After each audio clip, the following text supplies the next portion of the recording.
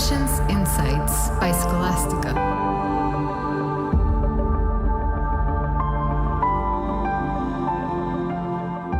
Hola, soy Adriana, directora y cofundadora de Scholastica. Hoy hablaremos un poco más a profundidad sobre la metodología Scholastica 360, que sirve para hacer un proceso de admisiones competitivo a programas en el exterior o universidades en el exterior, pero también para tomar decisiones difíciles, decisiones complejas para cumplir tus objetivos profesionales, académicos y personales. En esta metodología utilizamos 7 pasos. En este episodio hablaremos de los primeros 3 y en el siguiente de los siguientes 4.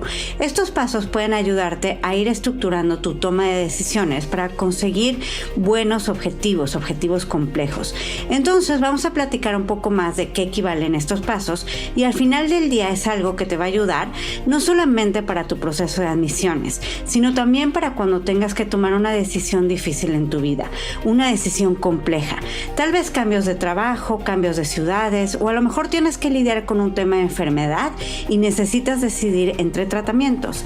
En fin, para cualquier decisión compleja en tu vida que tenga que ver con tu futuro, estos pasos te pueden ayudar a poder estructurar mejor tu pensamiento y tomar mejores decisiones estratégicas y evitar que tengas puntos ciegos y también evitar que la coyuntura de las circunstancias del momento defina y limite tus posibilidades futuras.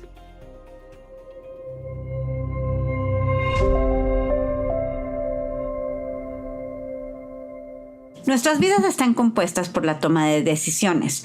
Tomamos miles de decisiones diariamente, desde que nos despertamos hasta que nos dormimos. Podríamos separar las decisiones en 3 grandes categorías. Decisiones inconscientes, que tomamos sin darnos cuenta, como respirar, caminar, abrir o cerrar los ojos. Es decir, decisiones que hacemos intuitivamente o para las cuales ya nos entrenamos o condicionamos. Decisiones de naturaleza funcional o inmediatas, como decidir entre retrasar la alarma o levantarnos y tener tiempo para desayunar, decidir qué ropa usar hoy o qué sábanas comprar, es decir, decisiones que tienen un impacto de corto alcance y para las cuales tomamos información de nuestro estado momentáneo o entorno inmediato. Por ejemplo, la decisión de qué desayunar hoy está tomada con base en cómo se siente tu cuerpo en este momento, tomando las variables inmediatas del entorno como lo que hay en el refrigerador. Y decisiones de largo alcance, como qué estudiar, si mudarme a otro país o no, o tomar la decisión de contratar un nuevo CEO para mi empresa. Es decir, decisiones que tendrán un impacto a largo plazo. Y aunque la gran mayoría de las personas toman estas decisiones de la misma forma que las decisiones inmediatas, esa no es necesariamente la mejor forma, pues al ser decisiones que impactan a futuro y en ocasiones a un gran grupo de personas, para tomar decisiones informadas es necesario deliberar, incorporar un método, considerar múltiples variables y tener visión para tomar esas decisiones complejas y de largo alcance, que son de las que hablaremos hoy. Las decisiones complejas para lograr objetivos complejos.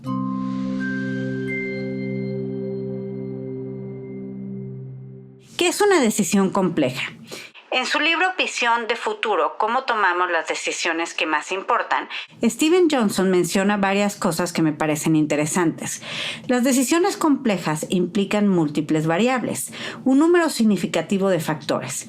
En las decisiones complejas, las variables clave no son evidentes desde el principio, deben ser descubiertas. Y por ello es importante tomarnos el tiempo suficiente para investigarlas. Dice también que las decisiones complejas requieren un análisis de espectro completo. No solo contienen múltiples variables, también es que esas variables se basan en marcos de referencia completamente diferentes, son multidisciplinarias.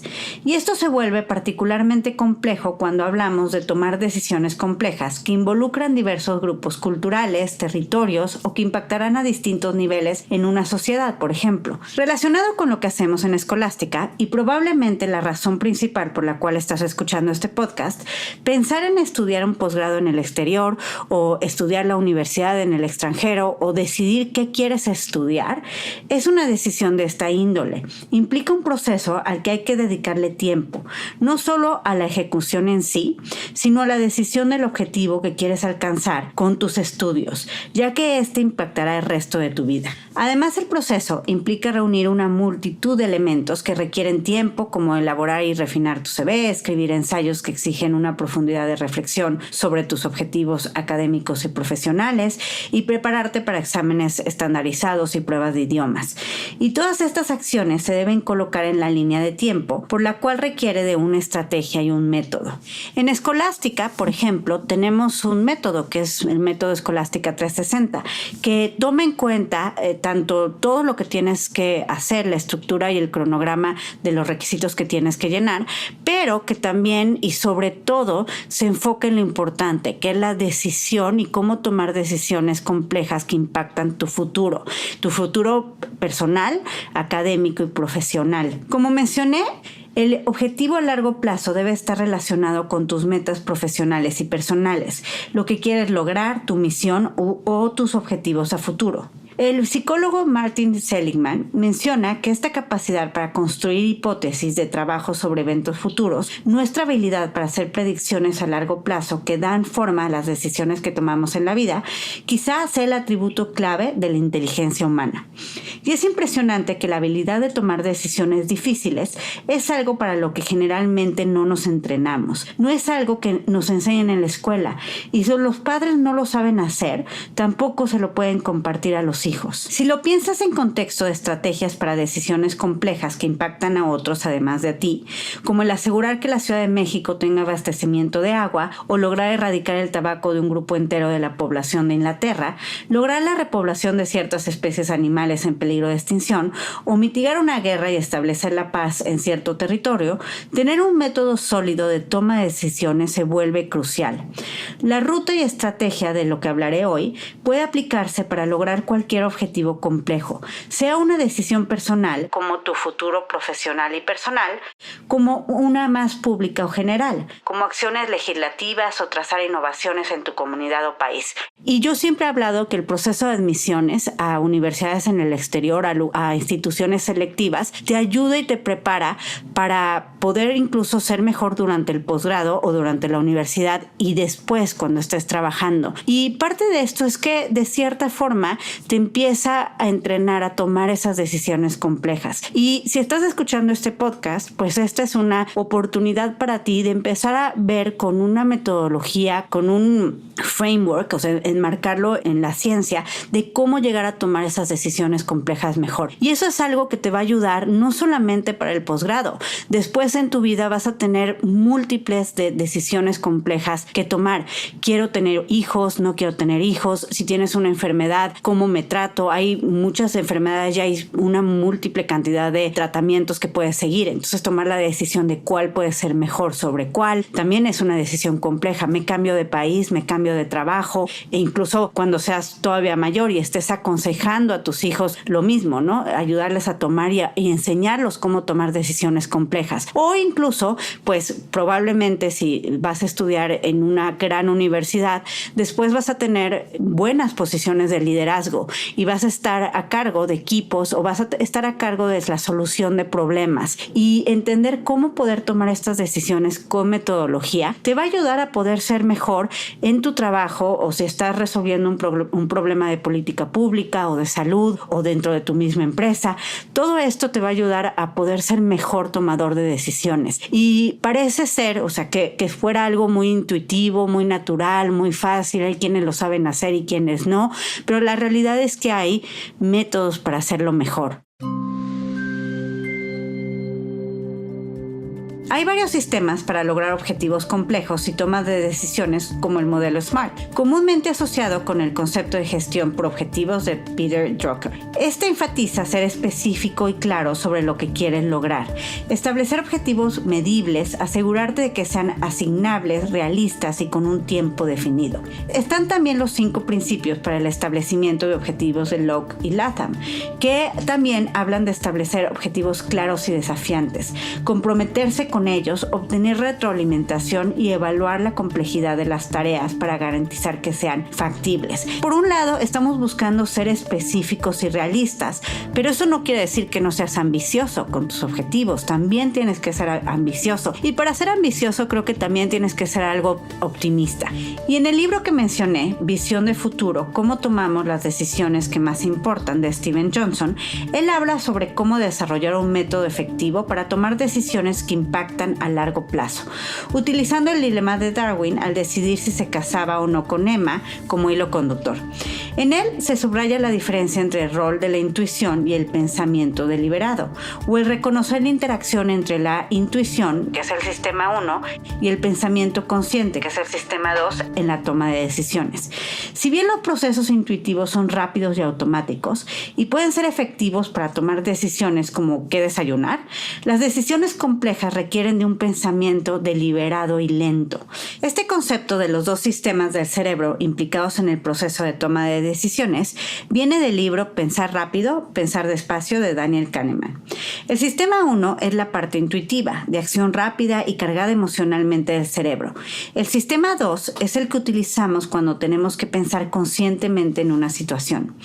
Aunque Johnson dice que el trabajo de Kahneman está más centrado en el sistema 1, que si bien nos es útil para entender todo tipo de disfunciones, pequeñas y grandes, que nos afectan en el mundo moderno, como el por qué nuestros cerebros pueden ser manipulados por esquemas de tarjeta de créditos y prestamistas hipotecarios, depredadores, o por qué elegimos ciertas marcas sobre otras, y por qué a veces caemos en impresiones engañosas al decidir si confiar en alguien que acabamos de conocer. Por ejemplo, un ejemplo muy claro de cómo se utiliza el sistema 1 en el mundo moderno es dónde ponen los dulces y las botanas en los supers, en las tiendas de abarrotes. Siempre los vas a encontrar muy cerca de la caja. Cuando entras al súper, la mayoría de los supers o las tiendas de abarrotes tienen primero los vegetales, las frutas, la comida saludable, ¿no?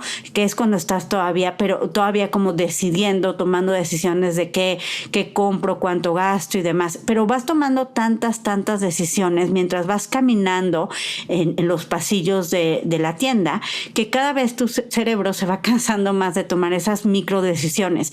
¿Cuánto gasto? ¿Esto tiene descuento? ¿Cuánto vale? ¿Me compro esta marca o esta otra?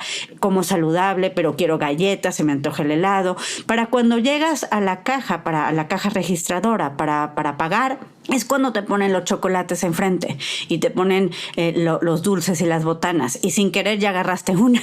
Entonces eso es parte de tu sistema 1 decidiendo agarrar un dulce o tomar un chocolate, una barra de chocolate, que a lo mejor nunca hubieras tomado si te lo hubieran puesto al principio del súper, cuando acabas de entrar a la tienda. La manera en que está puesto el supermercado y qué ponen en cada uno de los pasillos está pensado en función de cómo pueden manipularte para que compres más. Quizá necesitemos más tiempo para deliberar, sopesar opciones y explorar distintas ideas antes de llegar a una conclusión. Pero las decisiones grandes de la vida requieren eso. Así que tomando de varios sistemas diseñados para evitar que caigas en suposiciones preconcebidas, también de mi experiencia personal y por supuesto de mi experiencia y la experiencia en Escolástica, trabajando con tantas personas en decisiones difíciles, que son las decisiones de dónde estudio, cuándo estudio, qué estudio, pues es que hemos desarrollado esa metodología Escolástica 360 y estos 7 pasos que te pueden ayudar a conseguir objetivos complejos de forma inteligente e informada. Esta es la estrategia que he seguido para estudiar yo en el extranjero y en Harvard, cuando no había aún métodos establecidos para latinoamericanos. La estrategia que seguí para fundar Escolástica, donde hoy, después de más de 15 años, trabajamos con hispanoparlantes de 27 países, a quienes hemos asesorado para ser admitido a las mejores y más competitivas universidades en el exterior. Y la estrategia que seguimos perfeccionando para lograr proyectos profesionales y personales. Los 7 pasos que exploraremos son: clarifica tu objetivo, a dónde quieres llegar. Identifica tu motivación, el por qué. Desarrolla un mapa, pasos pequeños para seguir. Tu mindset, limpia tu visión. Planea estrategias de seguridad, tu seguro, y define claramente tus límites, qué sí y qué no. Y por último, elige a tu equipo, cuál es tu red de apoyo. El primer paso, y uno de los más importantes, es clarificar el objetivo que se quiere lograr. ¿A dónde quieres llegar? Y ahí te alentaría a pensar en grande, aunque esto implique mayor grado de incertidumbre. Las decisiones complejas nos obligan a predecir el futuro. La mayoría de las decisiones, grandes o pequeñas, son fundamentalmente predicciones sobre el futuro e implican diferentes niveles de incertidumbre. Sin embargo, en muchos casos, los resultados con mayor incertidumbre son los que más nos importan. Las decisiones complejas a menudo implican objetivos conflictivos. Tener claridad sobre la meta hace toda la diferencia durante el trayecto hacia conseguirla, pues entre más se conozca el objetivo, mayor posibilidad tendrás de modificar la trayectoria, prever las situaciones conflictivas y sentirte motivado durante momentos complejos del proceso y ante la incertidumbre. Cuando comienzas algo, ya sea personal o profesional o académico, es fundamental tener una visión clara de hacia dónde te diriges. La frase de Jessica Smedley, una psicóloga clínica en Washington, D.C. y profesora adjunta de la Universidad de George Washington, es bastante clara. Si no sabes hacia qué estás trabajando, no sabes hacia dónde vas. Esa claridad en tus objetivos se conecta profundamente con su significado y propósito. Describe tu Roma, el lugar al que quieres llegar, y cuanto más claro seas, mejor. La especificidad es clave en este proceso. Cuanto más específico puedas ser sobre tus objetivos, más conectado estarás con lo que significan para ti. Por ejemplo, durante una negociación, hay veces que cuando estás negociando, si estás negociando algo importante, pensando a lo mejor que eventualmente vas a estar a cargo de negociaciones en un gobierno o negociaciones en un negocio, pues es importante siempre estar claro sobre qué es lo que quieres. Si no es muy fácil quedarte en la negociación, en el querer ganar en la negociación, cuando realmente si lo ves a largo plazo, es decir, esto es lo que quiero, esto es lo que estoy buscando, eso te va a ayudar a poder siempre tener la claridad del objetivo. Y durante la maestría o durante el posgrado, durante la universidad, también muchas veces se pierde de vista que lo importante es el proyecto profesional a largo plazo. Por ejemplo, si estás buscando estudiar una maestría, lo que quieres y el objetivo que estás buscando es la realización profesional futura. No solamente estudiar por estudiar. El objetivo no es solamente entrar a una universidad. Y muchas veces este primer paso de clarificar el objetivo se convierte en algo que se da por hecho cuando no lo es. Por ejemplo, todo mundo eventualmente va a estudiar la universidad, o no todo mundo obviamente, pero probablemente en el círculo en el que estás tú, el paso natural es estudiar la universidad. Y para muchos el paso natural es estudiar un posgrado. Entonces, ese no es el objetivo. El objetivo es ¿para qué? ¿Para qué lo quieres? ¿Qué es lo que quieres conseguir? Y eso es lo que te va a ayudar a poder tener claridad de hacia dónde tienes que dirigir tus pasos y cómo tienes que ir cambiando y modificando el rumbo para poder llegar a ese Roma. Y también te vas a dar cuenta, como lo hemos hablado en otros episodios del podcast, que hay más de un camino para llegar a Roma. Y entonces tener claridad de cuál es tu objetivo te va a poder ayudar a entender cuáles son esos caminos disponibles para ti y poder ser flexible en el camino, pero no flexible en el objetivo final. Cuando piensas en tu objetivo y en clarificar cuál es tu objetivo va a ser no solamente es en función de conseguir algo, sino cómo eso algo o la decisión para caminar para conseguirlo, pues tiene que ver también con tus límites, tus valores, tus prioridades, tus fortalezas. Entonces, otro punto importante es pensar también en tus fortalezas. La psicóloga Barbara Becker, que es autora del libro El Yo Encantado, tiene un enfoque con sus pacientes que me parece interesante. En lugar de comenzar con la pregunta típica de cuéntame tus problemas, ella pregunta cuáles son tus talentos, cuáles son tus fortalezas. Esta perspectiva positiva y centrada en las fortalezas es fundamental para identificar nuevos objetivos o caminos. Hosstein sugiere hacer 3 listas: tus talentos, tus intereses y tus promesas.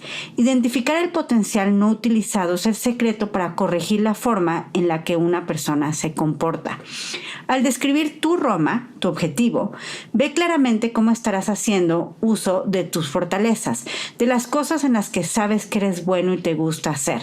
Incluso te diría que tal vez mientras estás planteando tu objetivo, también hagas un ejercicio de reflexión sobre en lo que eres muy bueno, en qué te distingues, cuáles son esas fortalezas que tienes, pero también piensa en tus fortalezas no como algo estático. Hay veces que un interés se puede convertir en una fortaleza simplemente porque le diste tiempo a ese interés, o sea, lo trabajaste porque te interesaba, porque estabas dispuesto a dedicarle tiempo hasta que lo perfeccionaras. Muchos talentos no son talentos natos, ¿no? O sea, no son cosas con las que naciste, son cosas que se van desarrollando. No pienses en tus fortalezas y en tus talentos como algo estático, algo que finalmente es con lo que naciste, sino es algo que puedes ir desarrollando. Pensar en esos intereses que se convierten en talentos, que se convierten en fortalezas, te puede ayudar a empezar a también definir de una manera mucho más sofisticada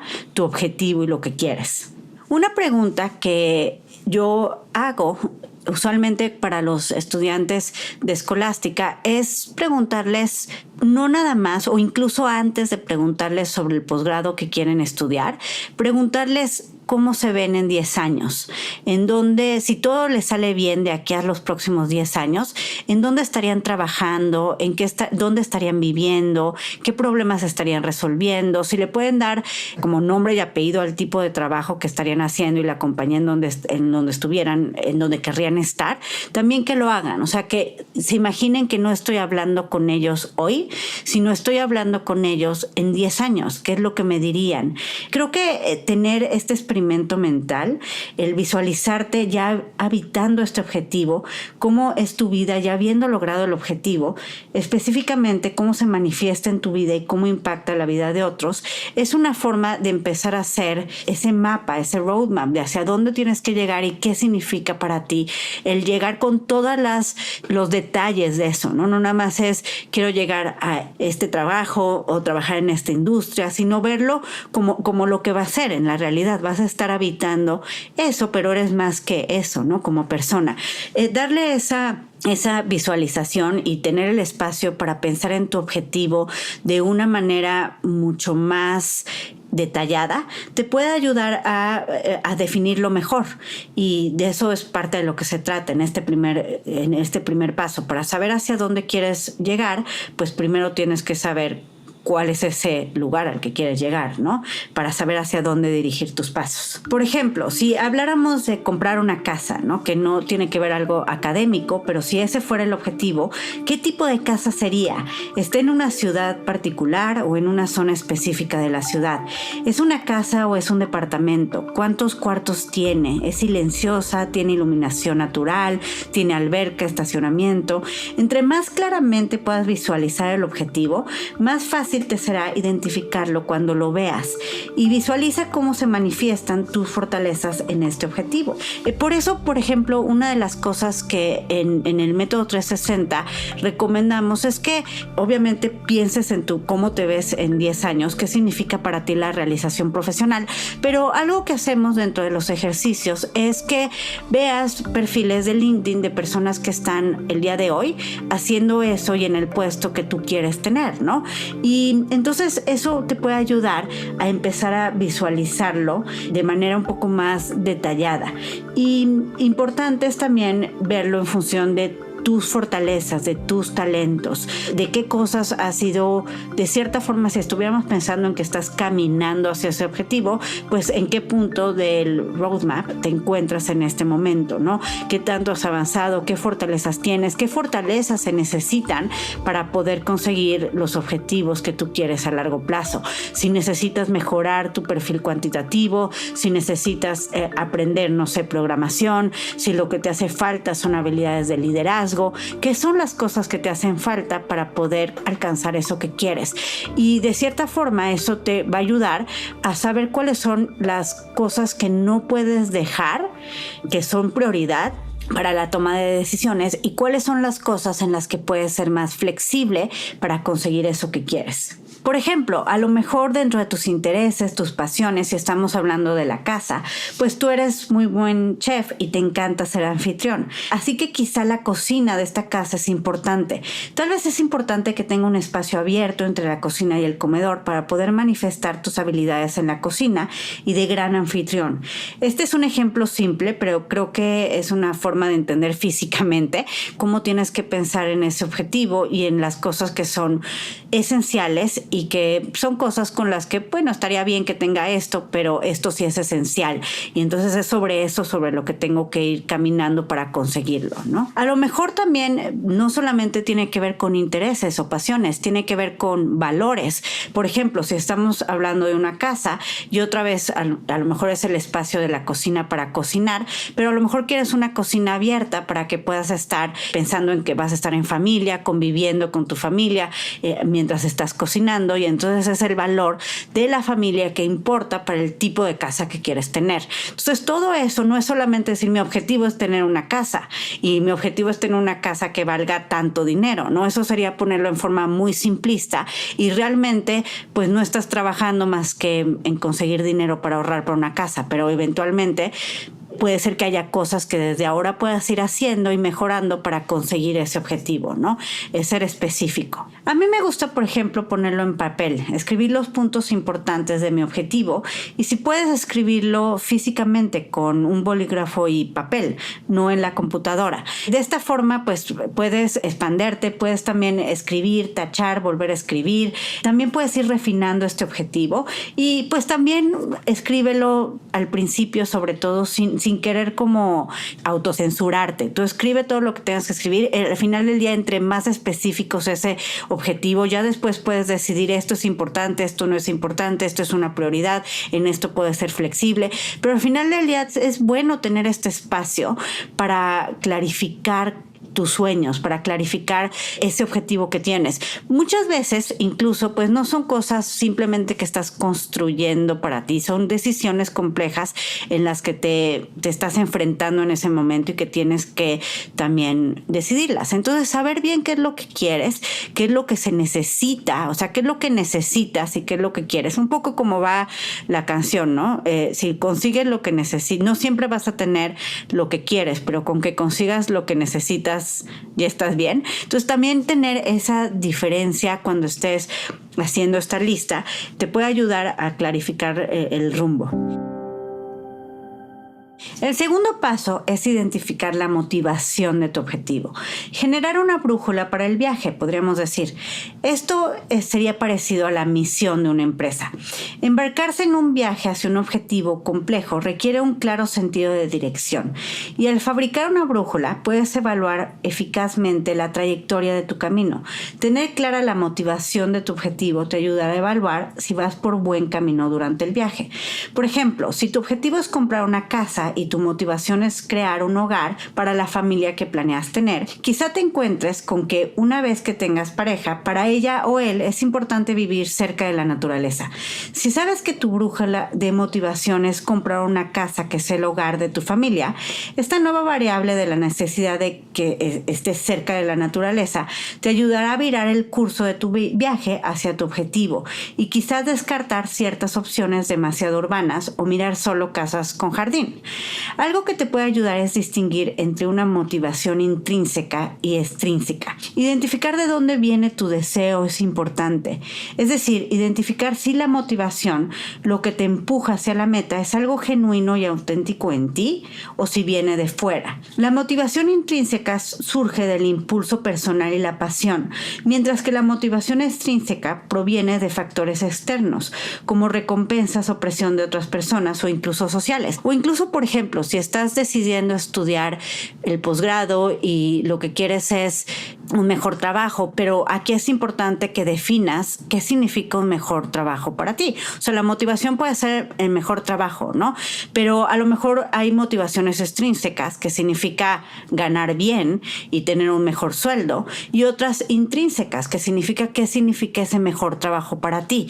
Por ejemplo, no estoy hablando de que estés trabajando en una ONG ONG frente trabajo en un banco, pero incluso puede ser algo como quiero tener este trabajo que me dé tanto dinero, un salario así, pero también tengo que tener una motivación intrínseca de por qué hago ese trabajo. A lo mejor no voy a tomar un trabajo que vaya en contra de mis valores, y a lo mejor mi valor es que no voy a trabajar, por ejemplo, en una compañía, no sé, de tabaco, o no voy a trabajar en una compañía que esté contaminando, o no voy a trabajar en una compañía que esté generando un mal social. O sea, tienen que ser compañías que sean de cierto tipo, aunque espero que en estas de cierto tipo, que van y van con mis valores, también tenga esta motivación extrínseca que es me paguen bien. Pero es bueno tener la oportunidad de poder evaluar cuáles son esas motivaciones intrínsecas y cuáles son esas motivaciones extrínsecas de ti.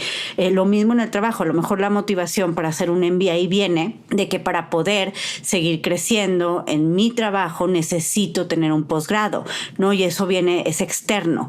Pero pues también hay algunas de esas motivaciones dentro de temas más tuyos, más personales, que te impulsan para querer hacer el posgrado y estudiar un programa específico también. Con el ejemplo de la casa, podrías investigar si tu deseo de comprar una casa viene de una motivación extrínseca, como que en tu entorno tener una casa es símbolo de estatus, o porque alguien a quien admiras te dijo alguna vez que tener una casa es algo importante, versus si viene de una motivación genuinamente tuya, como tener una casa para formar un hogar.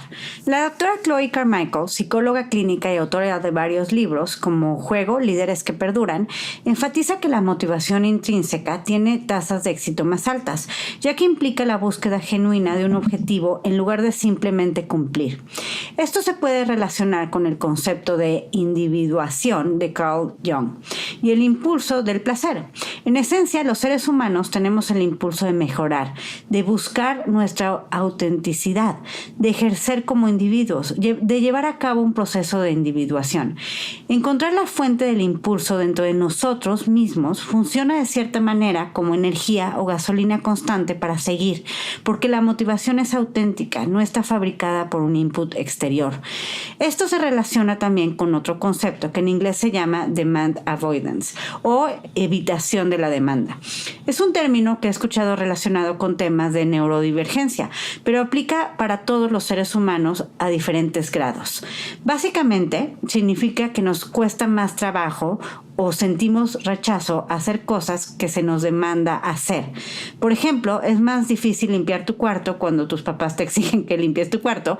Así es una decisión que tomas tú por cualquier otra razón, como porque vienen tus amigos o simplemente porque quieres estar en un ambiente más ordenado.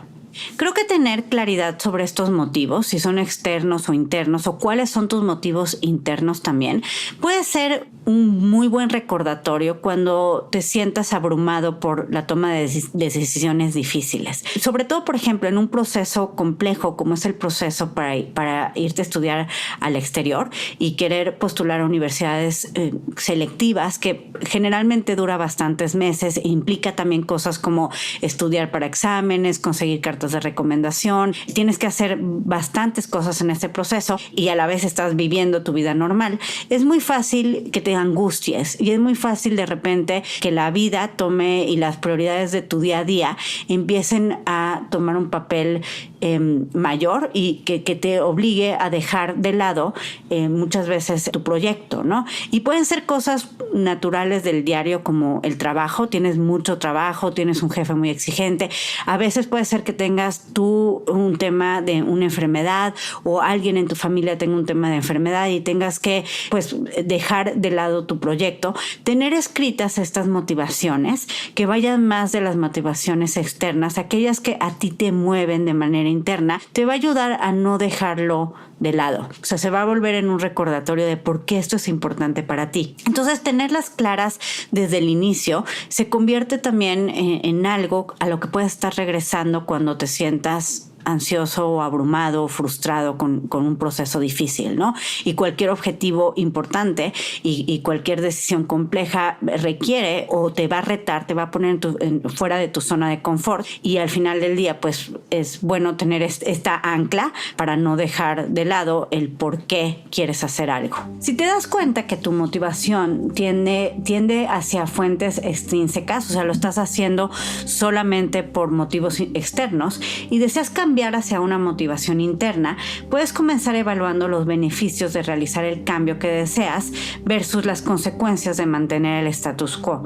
Carmichael sugiere que enfrentar estos hechos puede despertar tu deseo intrínseco, impulsando un compromiso genuino hacia tus metas. O sea, pensar no solamente en lo que vas a conseguir, sino también en pensar en me quedo en lo que tengo y me quedo en donde estoy y cuáles son las consecuencias de eso, ¿no? Te puede impulsar a que tengas pues motivos internos para hacerlo. Otra complejidad que clarificar tu motivación te ayudará a navegar en la incertidumbre. La toma de decisiones implica inherentemente predecir el futuro con diferentes niveles de certeza, y gestionar la incertidumbre es crucial cuando te enfrentas a decisiones difíciles.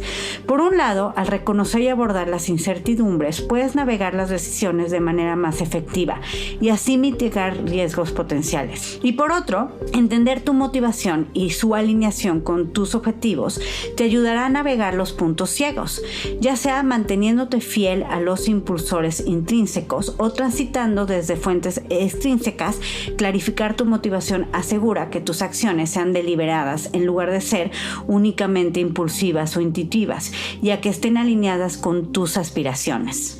Por ejemplo, tener claridad en tus motivaciones puede ser importante también cuando a lo largo del proceso o del camino te encuentres con caminos divergentes en donde algunas de las motivaciones empiezan a ser más importantes que otras. Un caso que me pasó recientemente es de una estudiante que le ha ido muy bien en su trabajo. Ella trabaja para una empresa china y el CEO de su empresa le dijo que quieren que siga en la empresa y que incluso están dispuestos a becarle la maestría en una universidad china.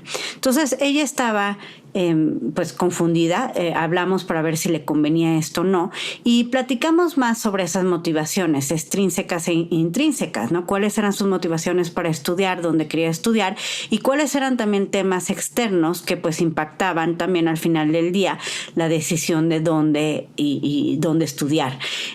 Por ejemplo, ella no quería seguir en esta empresa después, y sí hay ciertas implicaciones de estudiar, sobre todo en un ambiente geopolítico como el que está viviendo ahora el mundo, de estudiar en ciertos lugares sobre otros. Entonces, todo eso es importante para la decisión, pero tener claridad sobre esas motivaciones internas puede ayudar a que puedas tomar mejores decisiones cuando te encuentras ante caminos divergentes, ¿no? Tampoco es que sea una decisión que tomes en un momento como las decisiones complejas. Entre más vas avanzando, pues más cambian los escenarios futuros, pero al final, creo que esto ayuda a tener una brújula, como decíamos al principio, ¿no? Te da una brújula para saber hacia dónde tienes que ir. Esto nos lleva a nuestro tercer punto, que es hacer un mapa. Para tomar la decisión correcta, debes descubrir cómo estructurar adecuadamente la decisión, lo cual es en sí mismo una habilidad importante. Esto es algo que dice Johnson. Y continúa: para superar los desafíos únicos de una decisión difícil, construimos un mapa preciso de espectro completo de todas las variables y los posibles caminos disponibles para nosotros. Hacemos predicciones sobre a dónde nos podrían llevar todos estos diferentes caminos, dados los variables en juego. Tomamos una decisión sobre un camino al sopesar los diversos resultados con los objetivos generales. Por ejemplo, yo siento que yo soy una persona muy visual. Me gusta aprender a través de ver las cosas, ¿no? Y me gusta también aprender a través de hacer las cosas.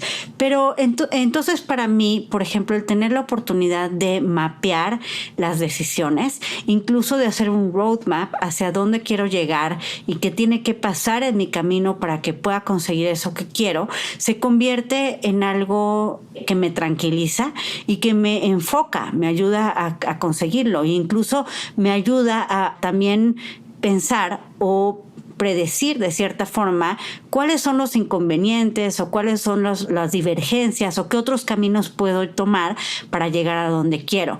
Pero hacerlo visualmente, o sea, sí diseñar o dibujar un mapa con estos caminos y estas diferentes tomas de decisiones que tengo que hacer en los diferentes puntos del camino. O sea, ya lo caminé en mi mente antes de empezarlo a caminar. Y eso a mí, por ejemplo, me ha ayudado a sentir mucho más tranquilidad con las decisiones que tomo y a también saber incluso qué preguntar y a quién le tengo que preguntar y qué tengo que hacer hoy, tengo que fortalecer hoy para que mañana esté más preparada, ¿no?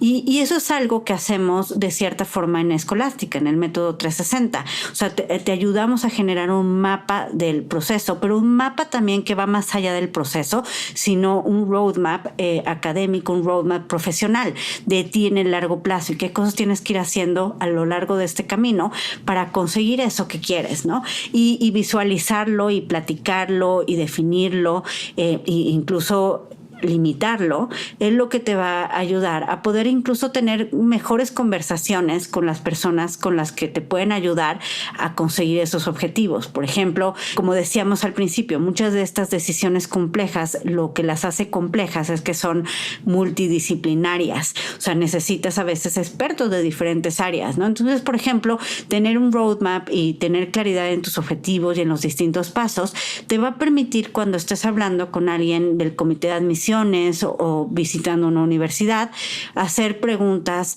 muchísimo más perspicaces, sacar información que te sirve para poder ir completando ese mapa y tener una idea visual más compleja o más rica del camino que tienes que recorrer. Johnson también dice, y en esto estoy totalmente de acuerdo, que como cualquier forma de navegación, la mejor manera de comenzar en el viaje de una decisión difícil es tener un buen mapa como guía. Pero mapear no es lo mismo que decidir qué debe revelar el mapa en última instancia. El mapa es un conjunto de caminos potenciales dados las variables que juegan en el sistema general. Descubrir qué camino debes tomar requiere otras herramientas. Y por esto es importante que el mapa sea único, es decir, no tomes un template para mapear tu camino, pues el tuyo es distinto y debe ser distinto y por ende requiere de ser un mapa individual. Tener perspectivas diversas sobre un mismo problema no solo te ayuda a ver con más claridad los factores, sino que también revelará alternativas ocultas a primera vista. Vivimos en un mundo donde hay muchos procesos estandarizados. Incluso en muchos de los procesos que hacemos, que pensamos que estamos tomando una decisión, realmente ya nos están llevando por un estándar y un camino. Lo que decía, por ejemplo, en el súper, ¿no? En la tienda de abarrotes, entras y ya estás llevando un camino donde tú estás pensando que estás teniendo independencia y autonomía para decidir. Realmente te están llevando por un lugar. Y lo mismo es en muchas de las cosas que hacemos, inclusive por ejemplo en la educación, ¿no? Lo que estudias en el grado 1, lo que estudias en el grado 2, los libros que puedes leer, los libros que están disponibles para ti, incluso por ejemplo en cosas hasta más personales como temas de salud, pues la salud incluso ya está bastante estandarizada, ¿no? Tienes esto, llevas este proceso, estos son los estándares, estas son las buenas prácticas. Entonces cuando estamos tomando decisiones complejas, que son decisiones individuales, es muy fácil caer en procesos establecidos. Y creo que es importante también resistir eso. Por eso crear un mapa único, tu mapa. Nosotros, a pesar de que tenemos una metodología y un proceso, tomamos en cuenta que este es un proceso individual, es un proceso personal, es tu proceso, ¿no? Y realmente, por ejemplo, el mapa o tu mapa va a ser un mapa único, porque tú eres una persona distinta y creo que como persona hay que resistir de cierta forma o estar conscientes de que muchas veces entramos en estos procesos estandarizados en donde se supone que estamos tomando decisiones, pero realmente estamos caminando en un proceso, ¿no? Y por eso creo que tener este mapa y pensarlo como un mapa en donde estás teniendo un conjunto de caminos potenciales y que hay hay varias variables y que en estas otras herramientas también para ir sabiendo cómo tomar decisiones y que al final del día entender que no estás haciendo un template es algo que te va a ayudar a también pensar en cuáles son, lo que decíamos, tus prioridades, tus valores, tus talentos, tus fortalezas. Pensando en hacer tu mapa individual, pues otra cosa que hay que enfocarse también es en ponerle un papel a la creatividad. Si quieres conseguir resultados diferentes, tienes que hacer las cosas distintas, ¿no? Y muchas veces, justamente pensando en los templates o en los procesos, pues eso es una forma de hacer las cosas, pero tú haciendo tu propio mapa individual puedes encontrar también que tienes autoría, tienes también, al final de cuentas es tu vida, es tu proceso, ¿no? Y tener creatividad para la solución de problemas es igual de importante.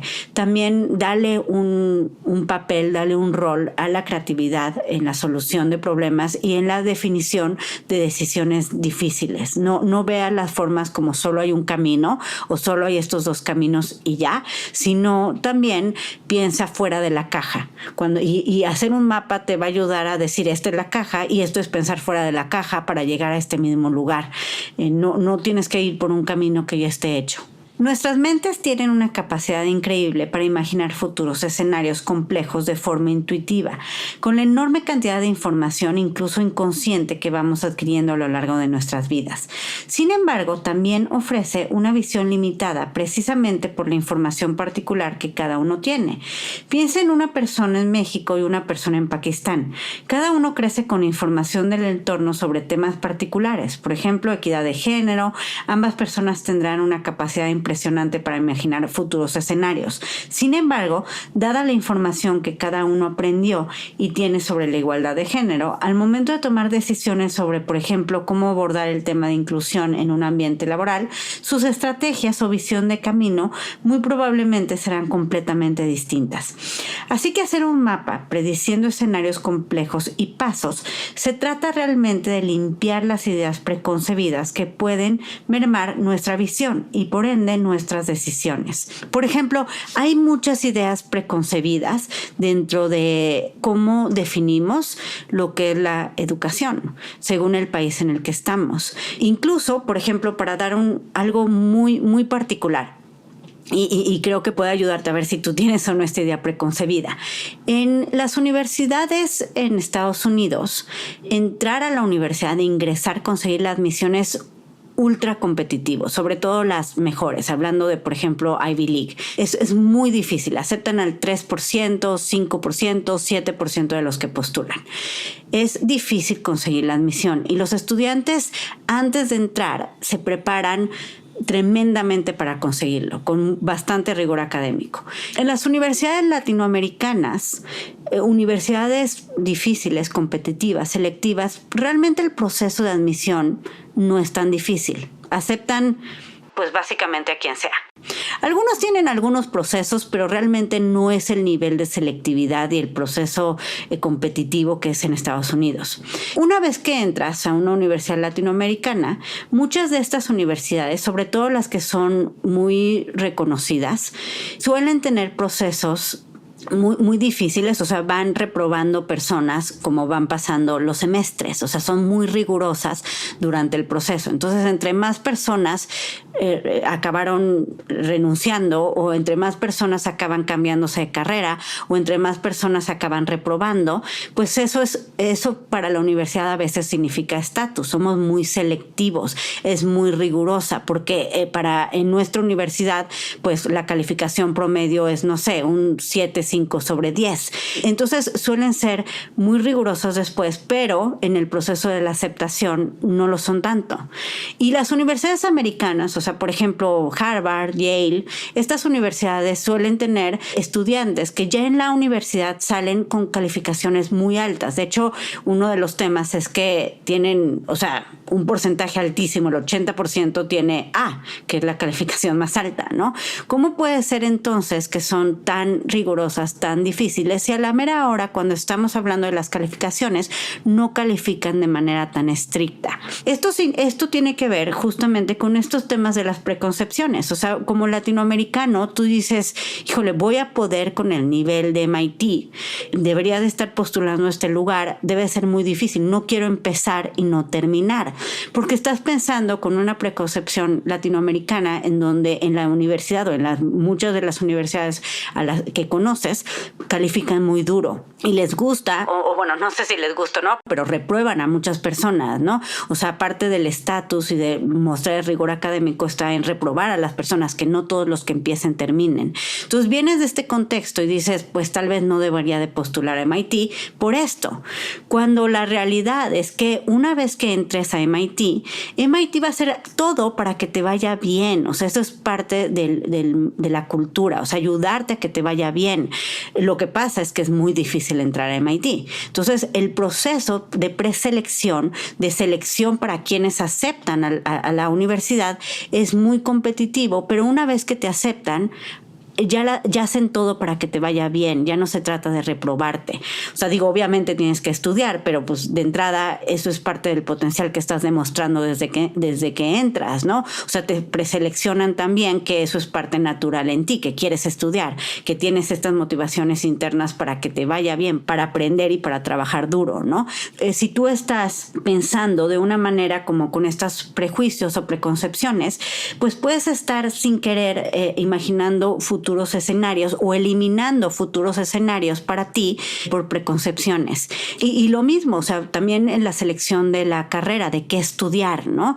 Si estudio, por ejemplo, en algunos países, regresando otra vez en Estados Unidos, por ejemplo, derecho no es un pregrado, no es una carrera, es algo que estudias como posgrado. Lo mismo medicina, no lo estudias durante el pregrado. Lo mismo otras carreras también. Muchas veces puede ser que sea más sencillo para ti entrar a un MBA, una maestría en administración de empresas, si no estudiaste administración de empresas en la universidad, y estudiaste, no sé, biología o ingeniería o otra cosa, ¿no? Si al final del día quieres estar en temas de negocios. Entonces, estas preconcepciones, pues al final, pues pueden nublar tus caminos, pero por preconcepciones, no porque estén realmente no disponibles para ti.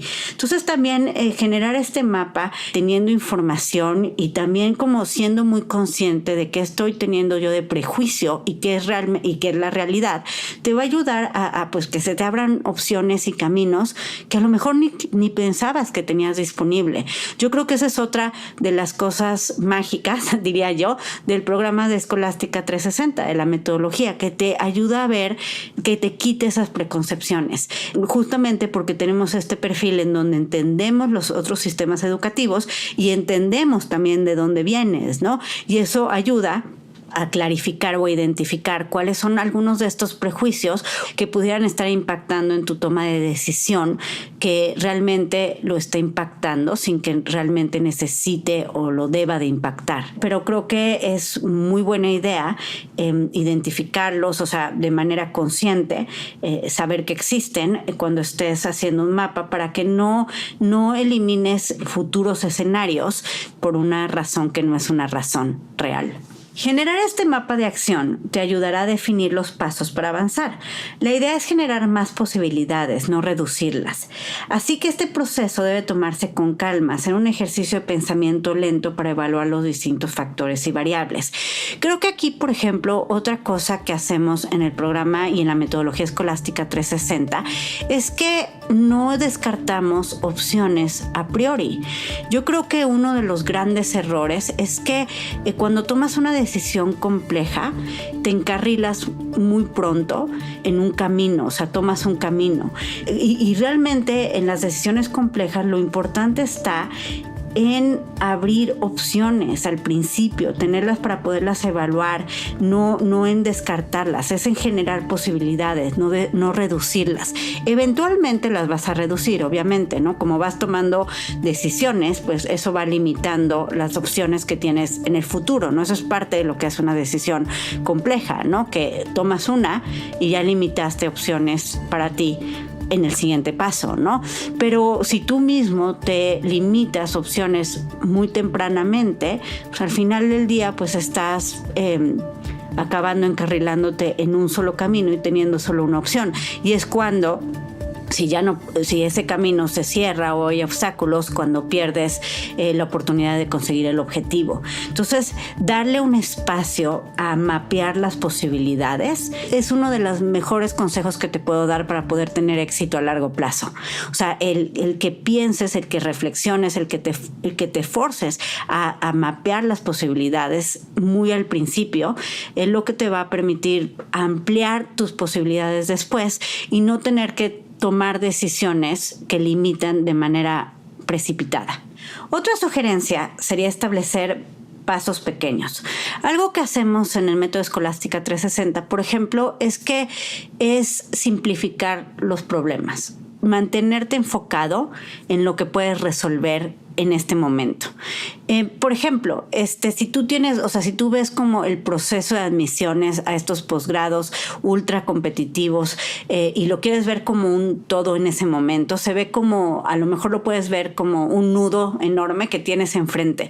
Pero si tú te das cuenta que puedes ir deshaciendo ese nudo paso a paso, eventualmente te vas a dar cuenta que no era un nudo gigante, o sea, eran nada más pequeños nudos que fuiste deshaciendo y ya tienes un hilo totalmente plano, ¿no? Entonces, al final de cuentas, una de las cosas que paraliza, creo, a las personas y que las abruma es justamente no enfocarse en lo que pueden resolver hoy y no enfocarse en ver el paso que están tomando en este momento, ¿no? Entonces, si bien es que estamos haciendo un mapeo de todo, también eso significa que te va a permitir enfocarte en lo que tienes que hacer primero y lo que tienes que hacer después y en una serie de pasos que puedes ir tomando, ¿no?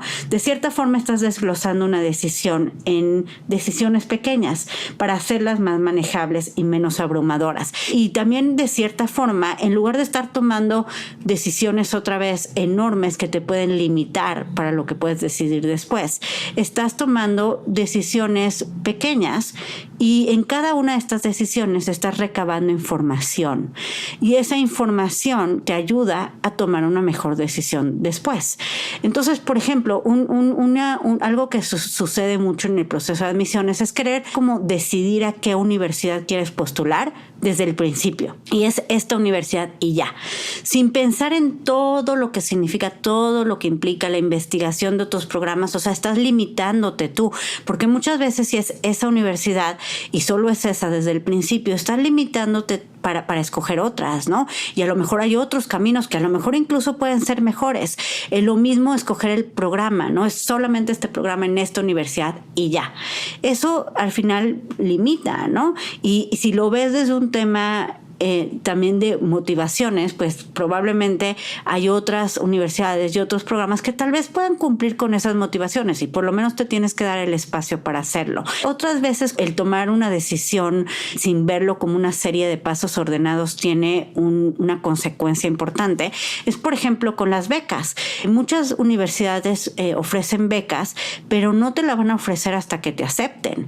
Primero te tienen que aceptar. Entonces tú sin querer dices, esta universidad lo voy a quitar porque es muy costosa o no voy a escoger universidades en Estados Unidos porque cuestan mucho y ya tomaste una decisión radical sin saber si vas a poder conseguir una beca después. Si tú vas paso a paso y lo haces un proceso de manera ordenada, pues la decisión de cuál universidad y qué programa la vas a tomar eventualmente, pero lo vas a tomar con más información. Y estos pasos previos te van a ayudar a adquirir esa información. Y lo que más me gusta de crear mapas es que tienes completa libertad de diseñarlo y ajustarlo a tus fortalezas y necesidades. Incluso lo puedes ir ajustando con el tiempo, ¿no? O sea, no tiene que ser un documento que haces una vez y lo sigues por el resto de, no sé, el siguiente año o el resto de tu vida, ¿no? Hasta que tengas la casa. O sea, lo puedes ir adecuando, ¿no? Eso es parte importante. El tiempo es un recurso, o sea, es una herramienta. Tomar el tiempo como una herramienta es importante.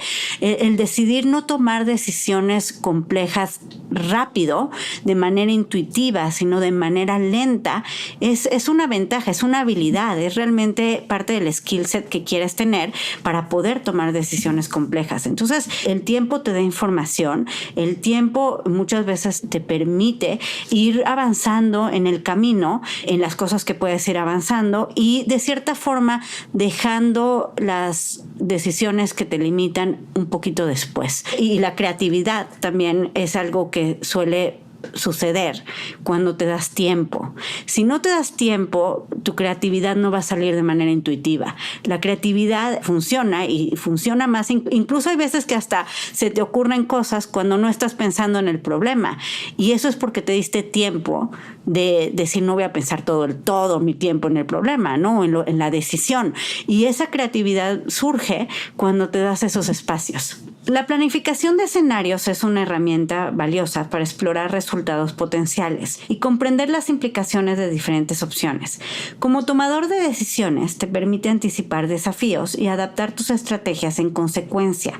También te permite navegar la incertidumbre, parte de cualquier decisión compleja futuro. Herbert Simon dice que hay formas de mitigar la incertidumbre, como darle lugar a posibilidades que nos dejan la posibilidad de cambiar rumbo una vez empezado. O sea, parte de lo que te ayuda a no abrumarte es tener un camino, pero también no tomar decisiones que van a alterar tu futuro pues de manera precipitada, ¿no? Tienes que saber trabajar con esa incertidumbre y muchas veces también el posponer, el tener tiempo para pensar, el ir paso a paso, te ayuda a manejarla mejor y al final eso es lo que permite que haya menos incertidumbre. Si hay opciones sobre la mesa que permiten este tipo de flexibilidad en el futuro, bien podrían ser las más estratégicas para tomar, dada la incertidumbre y complejidad del futuro. Tenemos una tendencia a valorar al líder decidido, aquel que toma una decisión difícil y se apega a ella.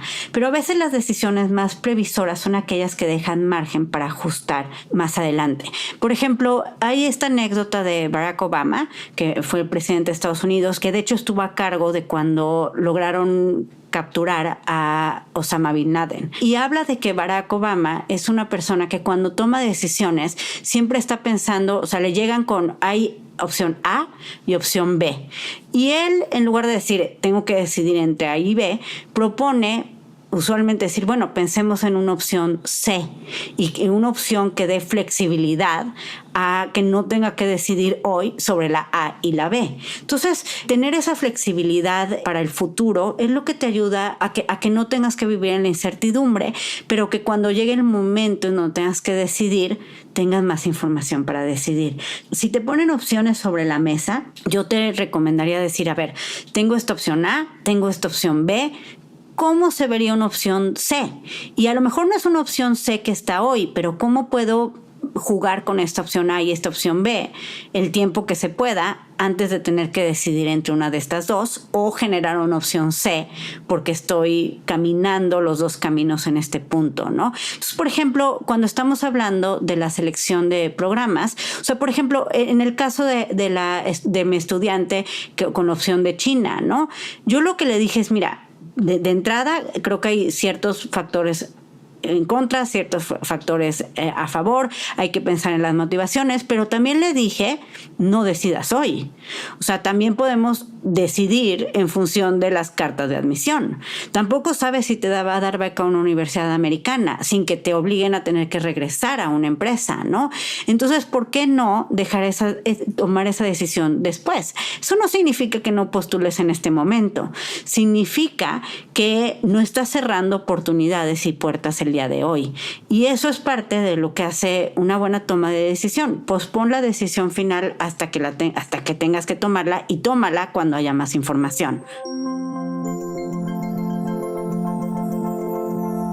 Hoy hablamos de los 3 primeros pasos de la metodología de Escolástica 360. El primero, clarificar tu objetivo, a dónde quieres llegar.